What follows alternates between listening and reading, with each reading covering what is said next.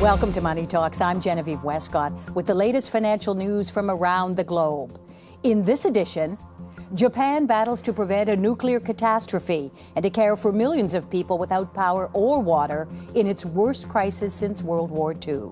This week, the fallout from Friday's 9-magnitude quake and tsunami feared to have killed more than 10,000 people. The economic implications for New Zealand and our $3.4 billion worth of exports as the world's third biggest economy takes a king hit. And global oil prices stay in the spotlight after plunging in the wake of the Japanese earthquake. 3 of Japan's 5 largest refineries have shut down. Japan is the world's third biggest crude consumer at 4.5 million barrels a day and the second largest net oil importer, also the biggest importer of liquefied natural gas and coal. What happens now with the Middle East still in crisis? Joining us now is ASB economist Chris Tennent-Brown. Chris, it's been absolutely crazy on the markets. What's happening? Yeah, it is. It's very, very volatile, particularly in Japan. We saw their market really plunge yesterday. It was down 14% on the Nikkei share market index at one stage, although it closed down around 10%. So we're seeing massive amounts of money getting wiped off the Japanese stock exchange. The Bank of Japan's injecting huge amounts into the economy just to keep it liquid. So it really is crisis management up there in a financial sense as well as in a people management sense. And talking about uncertainty, the world really doesn't know what's happening in terms of the nuclear crisis, do they? And that's part of the complication. That is part of the complication. If we just looked at the area of this earthquake and the tsunami, we can say, well, this is about 8% of Japanese GDP, and we can compare that to, say, the Kobe earthquake, which affected about 12% of Japan's area if you're measuring it by GDP. So you can make these very academic sort of analysis of what it means.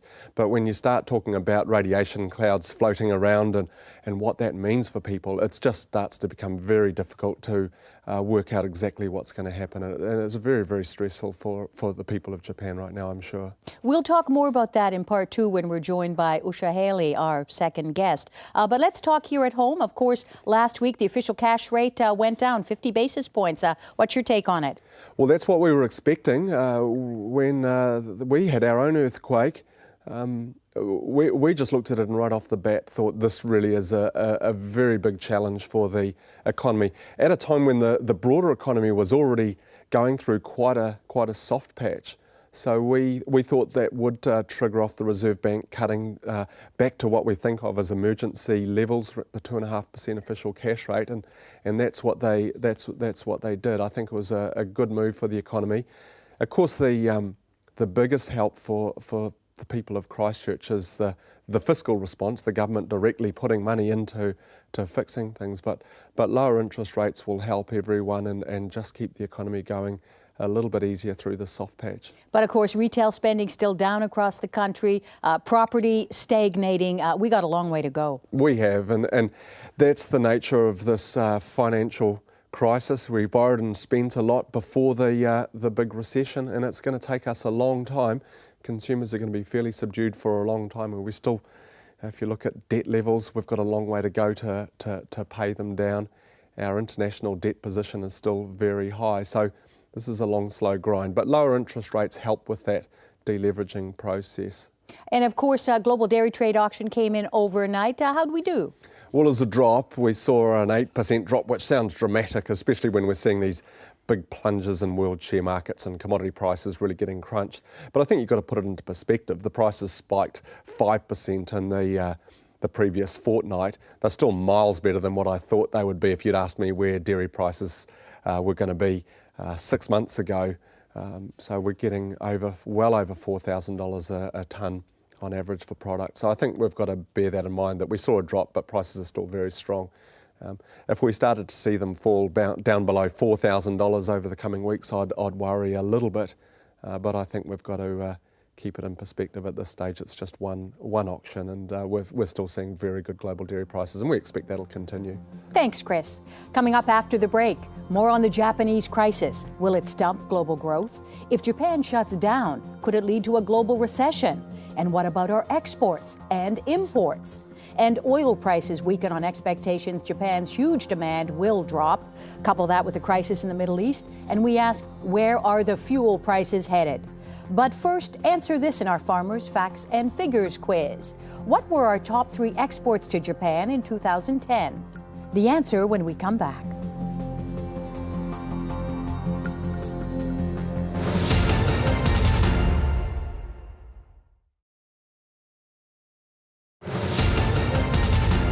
Welcome back to Money Talks. Just before the break, we asked you, what were New Zealand's top 3 exports to Japan in 2010? The answer, aluminium, wood and charcoal, and dairy and animal products. Joining us now is Usha Haley, Professor of International Business at Massey University, who specializes in Asia trade, among many other things. Usha, great to see you. Very nice to be back. Thank you. Let me begin by asking you, what is your reaction looking at the devastation in Japan? Well, my first reaction was human. I was shocked. It's a horrible tragedy.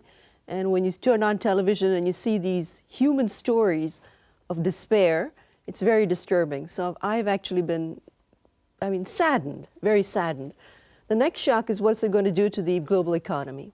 Let's talk about that. What do you reckon? Well, Japan is the 3rd largest economy. It's a major investor in Asia. There are both direct as well as indirect effects for New Zealand's economy. The indirect effect is that of the world economy itself, right on the heels of the financial crisis, right on the heels of the Middle East unrest. Japan's economy being hit in this fashion is very serious. So first, Japan is going to start buying less of some products, but probably more of others. More for reconstruction, I'm assuming, but less in some other respects because they just have less money. It really depends. Nobody really knows what the long-term effects are going to be. Short-term, everybody expects a hit to the global economy. Okay, we'll come to the global economy, but let's talk about here at home, Chris. How is it going to affect us really? As Usha says, rebuilding might be great for forestry, but that's some ways away. What about aluminium, for example?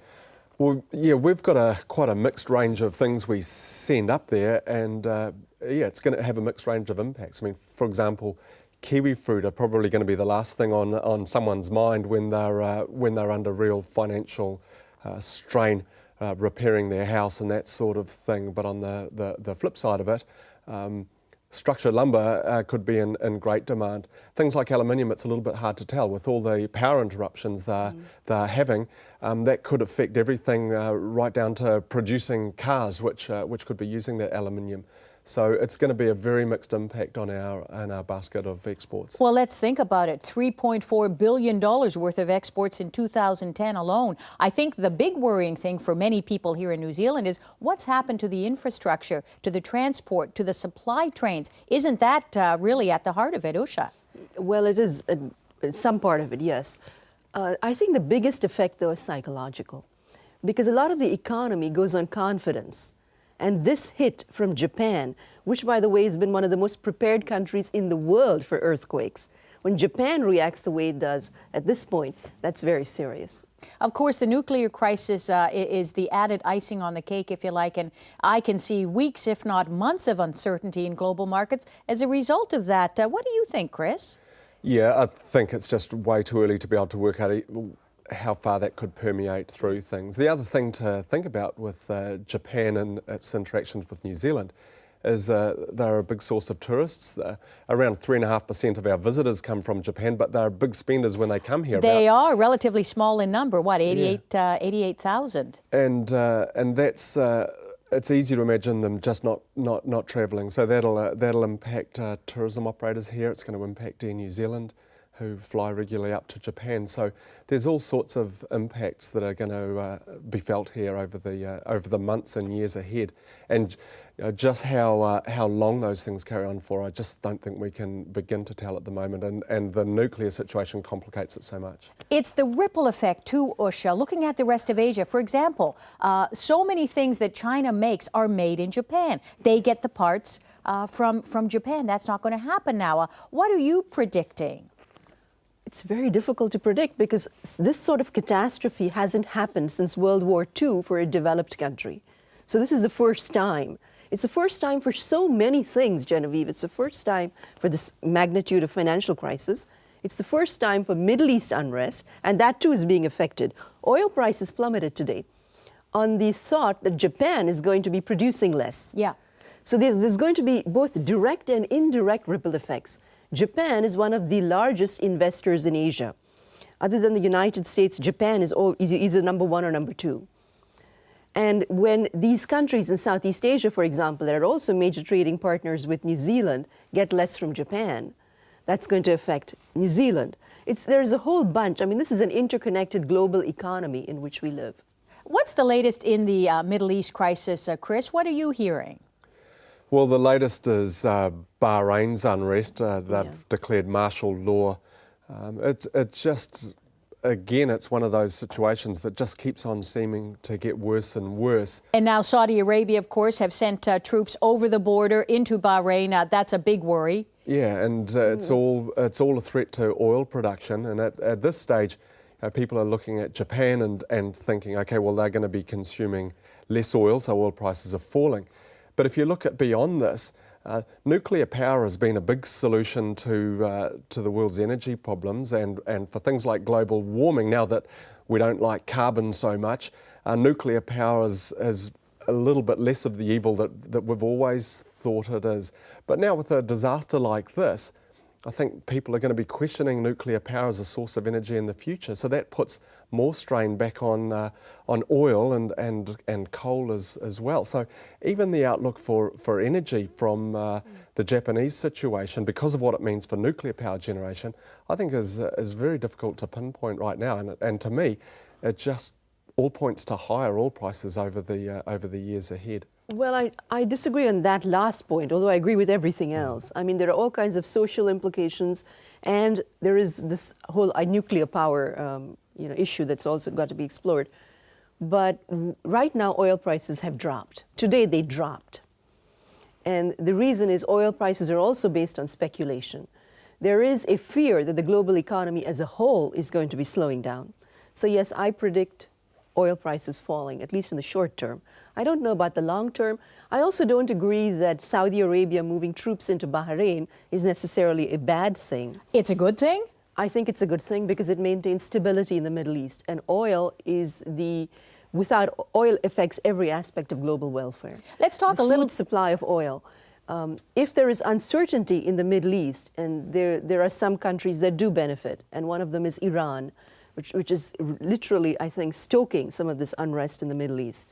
So currently, given the very precarious financial position of the global economy, it's a good thing if there is some stability in the Middle East. Let's talk about Libya. Who's going to win the struggle there? Is it going to be Gaddafi or is it going to be the people?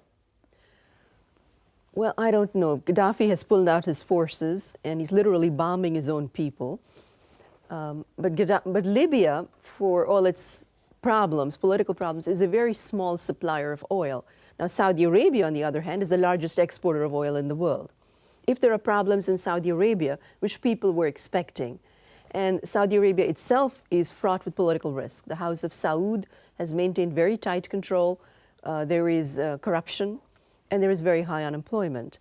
And so there is this tinderbox in the Middle East with no real legitimate alternative sources of energy, as Chris pointed out. Nuclear energy is also under assault currently. So there is, it's a precarious situation, and for my part, I'm all for stability in the Middle East, even if it means pulling out the forces, the Saudi forces in Bahrain. With all the worries about the nuclear situation in Japan now, are we going to see solar power shares skyrocketing up in the years to come, Chris? Well, maybe we'll see more people riding their bikes to work like me. I think if you look at the Western world, where there's a lot of pretty intensive energy use, and there's a lot of things that we can do to use less energy. I mean, Japanese people are big importers of oil, but a lot of them have quite modest use of oil at a personal level. They drive much smaller cars in Japan, for example, than America. And that's still a solution that so many parts of the world can engage in, is just using less energy. And it's easy to go and point at America in this instance because they've got such intensive energy use. So there's lots of things that can happen, just like we saw after the oil shocks in the 70s. They can trigger off massive behaviour changes, but they're pretty stressful when you go through those changes. Of course, nobody's talking about what's happening in Europe either. That's gone way onto the back burner, as I suspect the Christchurch earthquake has, as far as the rest of the world is concerned. Not good news over in Europe either. Well, those sovereign debt concerns in Europe, I don't think are going away anywhere fast. The fiscal challenges in places like Greece and Portugal, Spain, Ireland are huge, and they're going to be around for years and years, I think. So they're not centre stage at the moment, but I'm sure they'll be back as something that we focus on and worry about. They're certainly going to be front of mind for the international ratings agencies that are looking at those areas. Looking at the developing markets now, Usha, which I know is something you specialize in, when something like Japan happens, how does that affect China and India? What are you watching for there? Well, I'm watching the connections between Japan and China and, well, not so much India. India is actually one of the few semi-independent markets in Asia, in the world, really. But when you look at the other major markets, you look at the United States and its connections to Japan. You look at Southeast Asia, you look even at New Zealand and certainly China. So as I said, this sort of catastrophe, the potential for the interconnected world in which we live, really just being hit from so many and so many compounded effects, this is happening for the first time, since World War II at least. And so we're looking and watching. I think the initial effect is going to be small. Perhaps a drop of 0.1% in the global birth rate. But I think since so much of the economy hinges on self-confidence and there's a psychology to this behavior, I do think that people are just dejected. They're looking at everything being dampened along the way. And that will feed on itself, and that's what I'm worried about. And the other thing, of course, is migration patterns. I mean, are people going to want to stay in Japan? Might they want to go and live somewhere else? Who would take them? Chris? Well, Japanese are quite different on that front compared to us. If you look at the level of foreigners living in Japan, it's very, very low. It's less than a couple of percent. Japanese themselves travel out around other parts of the world, including my partner who's Japanese. But they're quite different on that front, and speaking directly to my partner's parents, they've got no intention of leaving. They're very stoic, and they really do look back and say this is a challenge just like World War II was, and I'm sure the Japanese people will respond to the challenge. The big unknown for me is just to what extent the nuclear issue damages their economy, and how they press forwards if their energy situation is so severely disrupted and needs to change so much. I agree. I think the Japanese are unique in Asia. There is no other culture in Asia like the Japanese. I do think the Japanese will weather this storm as they have World War II. I think they're enormously talented people and enormously patriotic. And I think they will go through this. I do think there's going to be an effect on the world economy, and I think it'll affect Japanese exports. As you mentioned, it has already affected the supply chain for many companies, including Toyota. Toyota has said that today. However, it's also going to be affecting, because of the radiation fears, exports such as sushi, other agricultural exports. I've heard from the United States that people are going to stop buying Japanese makeup, for example, for fear of that. So there's a lot of other unforeseen effects, and there is going to be consumer behavior is always an unknown. So there's going to be a lot of other effects. The Japanese are not alone in this. Other countries are going to be affected. And then there is the whole attitude towards alternative energy. Unfortunately, I don't think that we have been told everything about the extent of the nuclear disaster. Because of the problems with TEPCO in the past, the Tokyo Electronic Power Company, and because of the other issues that came up, including corruption and the close ties between TEPCO and the government. And many Japanese feel that they haven't been told everything as well. So I do not know, I do not think we have the full extent of information on that. And I wonder too, Chris, I do agree with you. I think that the Japanese do have a different mindset, a different culture. They are very stoic. But it is alarming to see ordinary Japanese citizens speaking to the international media now saying openly, I don't know if we can trust the government. This is almost unheard of, isn't it? Well, I think the nuclear situation is one where there's a different level of concern than I've certainly ever felt before, and why not? I mean, it's terribly frightening, and so I can understand them questioning the information they're getting. But there's also a huge amount of uncertainty on the ground there. I mean, you're talking about areas where people are having to queue 5 hours just to get water. So you can understand why people are extremely disturbed and worrying about every bit of information they're hearing about their future right now. Coming up after the break, future proof, what our experts will be keeping track of over the next 7 days. Buckle up for the ride and hold on. But first, a question for you in our Farmers Facts and Figures quiz. How much money did Japanese tourists spend in New Zealand last year? The answer when we come back. Stay with us.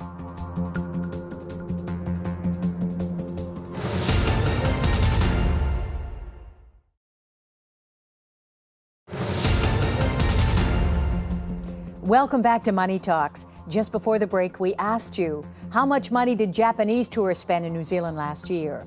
The answer, about 88,000 visitors spent $321 million. And now it's time for future proof. What's coming up that our experts will be watching?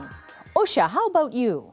Well, I'm not trying to be cute, but I'm looking for the nuclear fallout. I'm looking at the reaction of the world to the nuclear disaster in Japan. I'm also looking for some statistics on what exactly has happened. We don't know at this point. Too much, too soon. Too much disaster, too many of them, and so I'm just going to be waiting for some information. I do think that it's going to be affecting the world economy, at least by 1/10 of a percentage point. But it could be much more depending on the interactions. On the flip side, if people in the world are going to be nervous about eating their agricultural products, for example, could we cash in on that, if that's not too crass a term, here in New Zealand? I think there's an opportunity, but as I said, can New Zealand, for example, muster up the supply chains and muster up the quantities required at a moment's notice? It depends on a range of issues. But there is an opportunity. It also depends on how much the world economy starts falling. There is one faction that is fearing that this is going to affect global growth. For example, as I said, oil prices have started sliding short term. Chris, what are you going to be keeping your eye on? Well, the same thing. I think the personal focus has just got to be on what happens with the people of Japan, and that's easy to forget, but there'll also be a big focus on what's going on in Christchurch as well. But economically speaking, the global growth repercussions and what it means for our export commodity prices is very important, and we just need to see how that pans out. Normally, if global growth starts to contract, it's a negative for soft commodity prices, but in this instance, because we're seen as a producer of very good quality food, perhaps it creates a premium for it, as you've mentioned it. But I think those things are very slow to develop. I think that on the ground, we've just got to watch what's going on in our backyard. The economy has been going through a very soft patch, and we've had the Reserve Bank respond to that. We've got a budget coming up in May, and it's going to be very important how we manage our own economy through this pretty challenging time, and just how the economy responds to the lower interest rates. What developments come out of the budget will be very important for our economy over the year ahead. Moving forward over the next year, what do you personally worry about when you think about the Christchurch situation? I worry about the extent of the rebuild and how quickly we can do it. We do have some natural constraints, ranging from how many builders we can get down there swinging hammers to how much we can actually afford to do in one go. So I worry about the fact that if we deploy a whole lot of resources to rebuild Christchurch, can we build it quick enough so that that city can get up and running and the people down there can have some normality restored to their life? And what does that mean for the rest of the country, where we're still playing a little bit of catch up on the infrastructure front, and what does it all mean for the broader economy. So economically speaking, it'll be really, really interesting, but on a personal note, it's going to be a very stressful time for the people of the Canterbury region, and so we're watching that closely when we're not getting distracted by all these global events. But one of the things I think about is, if I think about doing my job back in the terror attacks, it seemed like a terrible time, and we were making similar sort of predictions about how this was going to really interrupt global trade and all these sorts of things, and yet we had a very strong period of growth after that. Now, that was then and this is now, but sometimes when the world has a wall of worry, that's when things turn around. So I try and focus on the positives as well. Probably a good message for all of us, but on the other hand, we got to be realists as well. Usha, does Japan have the money to rebuild? Yes, it does. They do have the money as well. But it's so going much, to be tight. It will be, because so much of it is invested offshore as well. Billions of dollars. I mean, that's got to affect the world economy if they call that money in. Yes, it will. That's one fear. But I just want to say as an aside, it was really classy of New Zealand to send a recovery troop, some recovery troops there, despite the problems in Christchurch. There's something about the Kiwis. There's something about the Kiwis. Yeah, it is. And I think it sent a great signal. Thanks to my guests, ASB economist Chris Tennent-Brown and Professor Usha Haley of Massey University. We love to hear your feedback, so drop me a line on the website and send your prayers and your donations to the people of Japan as they struggle to emerge from these dark, dark days.